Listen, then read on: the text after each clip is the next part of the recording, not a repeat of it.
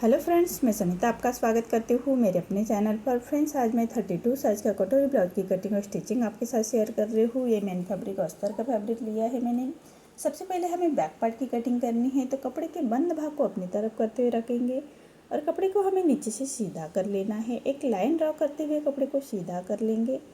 अब तैयार लेंथ मेरी 12.5 इंच है, तो 1 इंच बढ़ा कर लेते हैं। आपकी जो भी लेंथ होगी उसे 1 इंच बढ़ा कर ही लीजिएगा। डिप नेक के अकॉर्डिंग शोल्डर आएगा 5 इंच, आर्म होल आएगा मेरा 5.5 इंच। शोल्डर की और आर्म होल की लाइन ड्रॉ कर लेंगे। अब चेस्ट का मेजरमेंट लेते हैं। चेस्ट हमारा 32 है, तो इसका चौथा आएगा 8 इंच, 1.5 इंच मार्जिन का। हाफ इंच बाहर की तरफ लेते एक तिरछी लाइन ड्रॉ कर लेंगे और 1 इंच पर हमें आर्म होल की गोलाई दे देनी है। अब वेस्ट का मेजरमेंट लेते हैं। वेस्ट हमारा 26 है, तो उसका चौथा आएगा 6.5 इंच। 1 इंच बैक पार्ट की प्लेट्स के लिए और 1.5 इंच मार्जिन का। इसी तरह से लाइन ड्रॉ कर लेंगे। स्क्रीन पर दिए है मेजरमेंट के अनुसार मैंने बैक पार्ट की कटिंग की है। आप चाहे तो अपना मेजरमेंट ले सकते हैं। देखिए, बैक पार्ट की कटिंग और मार्किंग मेरी कंप्लीट हो चुकी है। अब हमें फ्रंट पार्ट निकालना है, तो फ्रंट पार्ट हम न्यूज़पेपर पर निकालेंगे। अगर आपका फैब्रिक 1 मीटर का हो तो आप डायरेक्ट फैब्रिक पर फ्रंट पार्ट निकाल सकते हैं। मेरा 80 सेंटीमीटर है, तो मैं न्यूज़पेपर पर कटोरी को कैसे बढ़ाते हैं देखेंगे।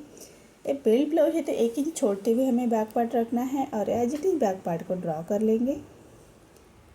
अब हमें फ्रंट का आर्म होल निकालना है, तो ऐसी लाइन ड्रॉ कर लेंगे और 1.25 इंच पर हमें फ्रंट के आर्म होल की गोलाई दे देनी है। अब फ्रंट का नेक की विड्थ रख रही हूँ मैं 2 इंच और लेंथ रख रही हूँ मैं 6 इंच। नीचे से विड्थ में 2 इंच रखते हुए ऐसा चौकोन बॉक्स तैयार कर लेंगे और नेक का शेप दे देना है हल्के हाथों से। अब बेल्ट निकालना है 2.5 इंच को। दोनों साइड से एक लाइन ड्रॉ कर लेंगे 2.5 इंच पर और सामने की तरफ से हमें 1 इंच ऊपर की तरफ लेते हुए बेल्ट का शेप दे देना है। अब कटोरी का मेजरमेंट लेते हैं। 32 के हिसाब से कटोरी आएगी हमारी 5 इंच। सेंटर से 5 इंच, आर्म होल की तरफ से 2.5 इंच और नेक की तरफ से हमें 5 इंच लेते हुए ऐसे पूरे डॉट को जोड़ लेना है। आर्म होल हम फ्रंट का ही कट करेंगे। देखिए, पूरे पार्ट हमारे कट हो चुके हैं। अब कटोरी कैसे बढ़ाएंगे ये देखेंगे। कटोरी को थोड़ा छाट लेते हैं साइड से। अब दूसरा एक न्यूज़पेपर लेते हुए एज इट इज़ कटोरी को रखते हुए पूरे कटोरी को ड्रॉ कर लेना है और इसको कैसे बढ़ाते हैं ये देखेंगे। दोनों साइड से 1 इंच बढ़ाते हुए कैसी लाइन ड्रॉ कर लेनी है और इसका सेंटर निकालना है। अगर आपका चेस्ट साइज बड़ा हो तो आप 1.25 इंच पर बढ़ा सकते हैं और 1.5 इंच नीचे की तरफ लेते हैं ऐसी तिरछी लाइन ड्रॉ कर लेंगे। अब फ्रंट की तरफ से हमें हाई हुक के लिए 1/2 इंच बढ़ा लेना है और ऐसी तिरछी लाइन ड्रॉ करेंगे और साइड से हमें सिलाई मार्जिन के लिए 1/2 इंच बढ़ाते हुए ऐसे कटोरी का शेप दे देना है। देखिए, ये हमारी बड़ी हुई कटोरी निकल के आ रही है। इसको हम कट कर लेंगे और इसी को हमें अस्तर के फैब्रिक पर रखते हुए कट कर लेना है। अब छोटी कटोरी का हमें कोई काम नहीं है, इसको हम फेंक देते हैं। अब बड़ी कटोरी ही हमें अस्तर के फैब्रिक पर रखना है। अब हमें एक साइड का पार्ट सीधे पार्ट में रखना है और कटोरी हमें फैब्रिक के तिरछे में रखनी है। इसी तरह से इसको हम ड्रॉ करते हुए कट कर लेंगे।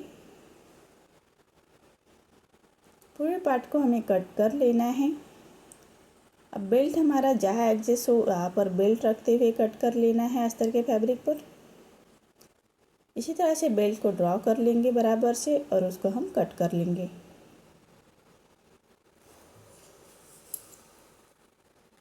देखिए, बेल्ट भी हमारा कट हो चुका है। इसी तरह से बेल्ट को कट करते हुए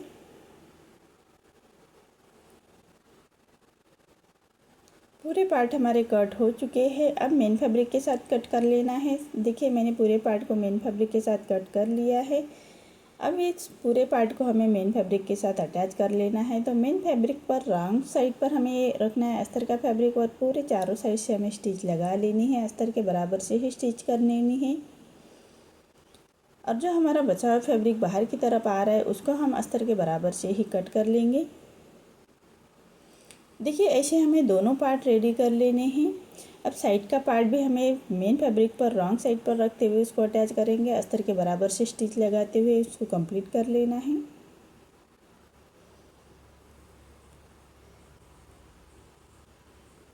देखिए, अब हमें जो बाहर की तरफ फैब्रिक आ रहा है मेन फैब्रिक उसको अस्तर के बराबर से ही कट कर लेना है। इसी तरह से हमें दोनों पार्ट को रेडी कर लेना है। अब हम बेल्ट अटैच करेंगे। बेल्ट हमें रॉन्ग साइड पर नहीं, राइट साइड पर रखना है। मेन फैब्रिक के राइट साइड पर बेल्ट रखेंगे और उसको हमें नीचे से स्टिच लगा लेनी है और छोटे कट्स लगा लेते हैं। अब हमें अस्तर के फैब्रिक को पलटाते हुए अस्तर के ऊपर से हमें एक स्टिच लगा लेनी है। अब पूरे पट्टी को फोल्ड करते हुए एक रॉपी स्टिच लगा लेंगे। अब उसको पलटाते हुए पूरे चारों साइड से हमें स्टिच लगा लेनी है अस्तर के बराबर से ही।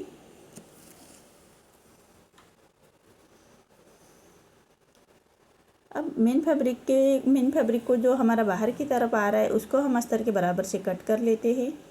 देखिए पूरे पार्ट रेडी हो चुके हैं। अब हमें कटोरी का टक्स दे देना है। नीचे से रख रही मैं 1.5 इंच और टक्स पॉइंट की लेंथ रख रहे हैं मैं 2.5 इंच पर रखते हुए ऐसे लाइन ड्रॉ कर लेंगे और उसी के ऊपर से हमें स्टिच लगा लेनी है। देखिए इसी तरह से कटोरी रेडी हो चुकी है। अब साइड का पार्ट हमें उसको जॉइन कर लेना है। नीचे से जॉइन कर लीजिएगा। सामने की तरफ कम ज़्यादा हो तो हम गले की गोलाई में हम उसको छाट सकते हैं। इसी तरह से पक्का कर लेते हैं। अब हमें बेल्ट को अटैच कर लेना है। अब बेल्ट को अटैच कर लेंगे।